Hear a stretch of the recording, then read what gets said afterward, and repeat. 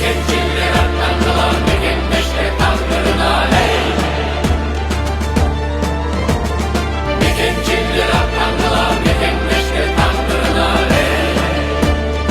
Камчыбек Ташиевдин Жалал-Абад облусунун эли менен жолугушуулары уланууда. 1-май Сафит Булан жергесиндеги тургундар менен жолугушкан соң Ала-Бука районунун борборундагы жашоочулар менен жалпы жолугушуу өткөрүлдү. Ала-Бука эли бир добуштан Мекенчил партиясын колдойт. Жаркын келечекти бир гана мекенчилдер кура алат деп ишенишет. Урматтуу элим, урматтуу журтум, эң негизгиси силердин берген ар бир добушуңар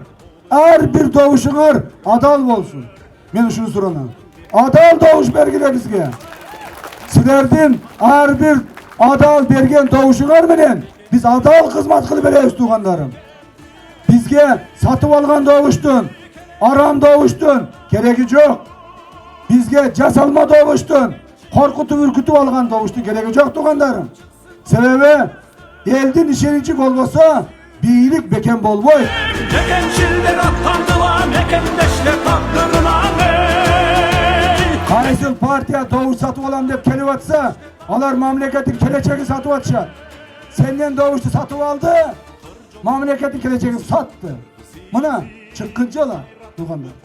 Kaysi partiya satıp alam dep atar. Oşa partiya çıkkınçı.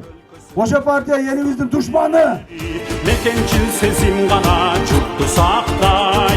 Kuday buyurup, Allah Taalam buyurup, sizler doğuşuңuzdарды berip biylikti kolunuzu karmatsaňar, oşa korrupsionerlerdi, tuğru emes yaşagandарды, mamleketten urdap jegендерди biylik menen, mıyzam menen jalpayta çababız tuğanlar. Jalpayta çababız. Hiç kızmat bolmadı. Sayla takma sazla düştü. Toni bitti tokta küttü. Mekenciller atlandılar Mekendeş'te tandırına hey. Mekenciller atlandılar Mekendeş'te tandırına hey. Kanla elde Mekencil. Tanrı bilge damarlı Mekencil. Şurnamızdan mahvoldu Mekencil. Salmadı dostlardı Mekencil. Acısı ve tadı Mekencil. Kanla elde Mekencil. Cümleminden tanıdılar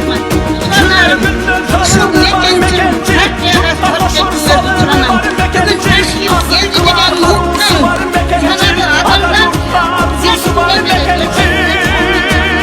Mekenciller atlandılar Mekendeş'te tandırına Mekenciller atlandılar Mekendeş'te tandırına